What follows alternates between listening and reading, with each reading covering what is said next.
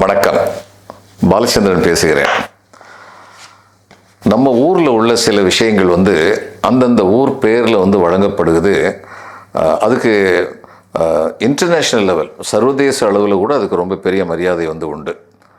நம்ம தஞ்சாவூர் தலையாட்டி பொம்மை, தஞ்சாவூர் தட்டு, இது மாதிரிலாம் இருக்குது.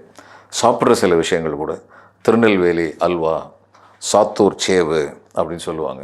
திண்டுக்கல் பூட்டு ரொம்ப பிரசித்தமானது. அது மாதிரி பத்தமடை பாய் அப்படின்னு சொல்லுவாங்க. அது என்ன பாயில் பத்தமடை பாய்னா, பாயினாலே பத்தமடை பாய் தான். கவிஞர்னாலே கண்ணதாசன் தான். மற்ற எல்லாருமே கவிதை எழுதுனாங்க. அவங்களுக்கு கவிஞர்னு ஒருத்தர் வெறுமனே கவிஞர்னு சொன்னால் அது கண்ணதாசனை தான் குறிக்கும். அது மாதிரி தான் பாயின்னு சொன்னால் அது பத்தமடை பாயை தான் குறிக்கும். இந்த பத்தமடை பாய்க்கு பல புகழ் காரணங்கள் உண்டு. இந்த சார்ல்ஸ் பிரின்ஸ் சார்ல்ஸாக இருந்தார், இப்போ மன்னர் ஆகிட்டார். அவருக்கு இந்த பத்தமடை பாய் பரிசாக கொடுக்கப்பட்டு வெளிநாட்டு தலைவர்கள்லாம் வரும்போது இந்த தஞ்சாவூர் தட்டு கொடுப்பாங்க. அது மாதிரி பத்தமடை பாய் கொடுப்பாங்க. அந்த பத்தமடை பாய் கொடுக்கும்போது இது கையால் நெய்ததுன்னு சொன்னோன்னு அவர் கேட்டு அதிசயப்பட்டு போயிட்டார். அது மாதிரி கோர்பச்சோவுடைய வரவேற்பறையில் இந்த பத்தமடை பாய் இருந்தது அப்படின்னு சொல்லி ஒரு தகவல் உண்டு. அப்போ இது எவ்வளோ தூரத்துக்கு புகழ் பெற்றதுன்னு சொல்லி நம்மளால் புரிஞ்சுக்க முடியும்.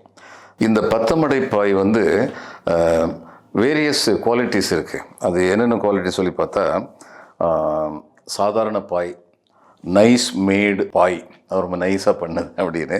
அதையும் தவிர ஃபைன் நைஸ் மேடு பாய், அதாவது இன்னும் நல்லா சிறப்பாக பண்ண பாய் அப்படின்னு சொல்லலாம் இருக்குது. இந்த ஃபைன் நைஸ் மேடு பாய் அப்படிங்கிறது எவ்வளோ விலை வரைக்கும் போகும் தெரியுமா? ஒரு 2-3 வருஷத்துக்கு முன்னாடி நினைவு இருக்குது, 7000 ரூபா வரைக்கும் போகும்.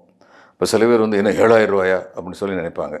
காஞ்சிபுரம் பட்டு சேலைக்கு நம்ம பெண்கள் மாதத்தில் 2 நாள் போடுவாங்க. கட்டினா ரொம்ப பெரிய விஷயம். அதுக்கு 10,000 ரூபா கொடுத்து வாங்கும்போது தினமும் படுத்து தூங்குறதுக்கு நம்ம இந்த பாயை பயன்படுத்துறதுக்கு 7000 ரூபா பெரிய அமௌண்ட் இல்லை அப்படின்னு நம்ம யோசிக்க முடியும். சில பேர் சொல்லணும், இப்போ தான் பிளாஸ்டிக்கில் பாய் வந்துருச்சு, அதுக்கப்புறம் எதுக்குங்க அது 200 ரூபாய்க்கு 300 ரூபாய்க்கு கிடைக்கும் போது எதுக்கு வாங்கணும்னு சொல்லி யோசிக்கலாம்.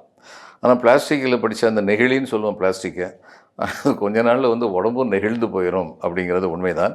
ஆனால் இந்த பாய் ஆரோக்கியமான விஷயம். இந்த பாய் தயாரிக்கிற விதம் இருக்கே, தாமிரபரணி கரையில் உள்ள கோரைப்புல் இருக்குல்ல, அந்த கோரைப்புல்லை எடுத்துகிட்டு வருவாங்க. எடுத்து தண்ணியில் முக்குவாங்க. தண்ணியில் முக்கினா பல சமயங்களில் முக்கி அது வெண் மஞ்சள் நிறம் அடையிற வரைக்கும் அதை தண்ணியில் முக்கி அதுக்கப்புறம் காயப்போடுவாங்க. காயப்போட்டு ஊறிய கோரைகள் இருக்குல்ல, அதை வகுந்தெடுத்து இழையாக பிரிக்கணும். இது ரொம்ப கஷ்டமான, கொஞ்சம் தப்பாக கையை வச்சிட்டோம்னா கையில் ரத்தம் வந்துடும். அந்த மாதிரி கடினமான வேலை. அப்புறம் இந்த இழையை நாராக பிரிக்கணும். இந்த நாராக பிரித்ததுக்கப்புறம் எவ்வளவு மெல்லியதாக இருக்கிறதோ இந்த நார், அந்த அளவுக்கு தான் பாய் மிருதுவாக இருக்கும். இந்த விஷயங்கள்லாம் ட்ரெடிஷ்னலாக பண்ணுறது அங்கே உள்ள இஸ்லாமிய பெண்கள். அந்த வீடுகளுக்கு நீங்கள் போய் பார்த்தீங்கன்னா அந்த பாவு இருக்கும், அந்த கைத்தறி நிற பாவு இருக்கும். அதுதான் வீட்டில் பெரும்பகுதியை அடைச்சிருக்கும். அதுக்கு அது முடித்ததுக்கப்புறம் தான் இந்த சமையல் வேலையெல்லாம் நடக்கும். சமையல் வேலை பெரும்பாலும் சாயந்தரம் 5 மணிலேருந்து 7 மணிக்குள்ளே இருக்கிற மாதிரி வச்சுக்குவாங்க. அதுக்கப்புறம் மற்ற நேரத்துலலாம் இந்த வேலையை செய்வாங்க. ஒரு காலத்தில் அவங்களுக்கு கொடுக்கப்பட்ட கூலி ரொம்ப கம்மியானதாக இருந்தது, ரொம்ப ரொம்ப குறைவாக, இவ்வளோ கஷ்டப்பட்டு செய்கிறதுக்கு. ஆனால் இப்போ கூட்டுறவு சங்கங்கள் இதெல்லாம் இருக்குது. இன்றைக்கி இதுக்கு இந்த இது சொல்லுவாங்க, புவிசார் தகுதின்னு சொல்லுவாங்கள்ல, அந்த புவிசார் தகுதி பெற்று புவிசார் குறியீட்டு பதிவேட்டில் நம்முடைய பத்தமடை பாய் இடம்பெற்றுள்ளது அப்படிங்கிறது ரொம்ப பெருமையான விஷயம். பத்தமடைக்கு பெருமையான விஷயம் இன்னொன்று இருக்குது. பாமதின்னு ஒரு IAS ஆஃபீஸர், பீகார் கார்டரை சேர்ந்தவங்க, அவங்க பத்தமடையிலேருந்து வந்தவங்க தான். அவங்க தன்னுடைய பத்தமடையை பற்றி பேசும்போது அவ்வளோ பெருமையாக பேசுவாங்க. அவ்வளவு பெருமைக்கும் அவங்க உரியவங்க தான். ஏன்னா பத்தமடை அவ்வளவு சிறப்பான ஒரு ஊர். இந்த பத்தமடை பாய் ஏன் இவ்வளவு பெருசாக நம்ம சொல்கிறோம் அப்படின்னா, வழி வழியாக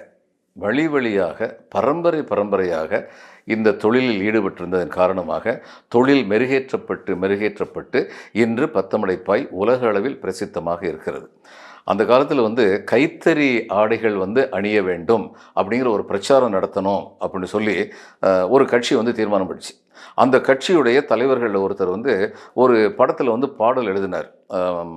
அந்த பாடல் ரொம்ப அற்புதமான பாடல். சின்ன சின்ன இழை பின்னி பின்னி வரும் சித்திர கைத்தறி சேலையடி நம்ம தென்னாட்டில் எந்நாளும் கொண்டாடும் சேலையடி தையத்தக்க தையத்தானா தையத்தக்க தையத்தானா அப்படின்னு சொல்லி ஒரு பாடல் வரும். இப்படி பிரச்சாரம் நடத்த வேண்டிய நிலை இருந்தது நம்முடைய கைத்தறி சேலைகளுக்கு. ஏன்னா நெசவாளர்கள் நலிந்து போய் கொண்டிருந்தார்கள் என்பது. இன்றைக்கி 10 மடைப்பாய் செய்கிறவங்களுக்கு அவ்வளவு கஷ்டமான சம்பளம் இல்லை, ஓரளவு நல்ல சம்பளம் வருது. எல்லாவற்றுக்கும் மீறி புவிசார் குறியீட்டில் நம்முடைய 10 மடைப்பாய் இடம்பெற்றிருக்கிறது அப்படிங்கிறது ரொம்ப பெருமையான விஷயம் என்ற மகிழ்வான செய்தியை சொல்லி இன்றைய நாளை இனிய நாளாக முடித்துக்கொள்வோம். வணக்கம்.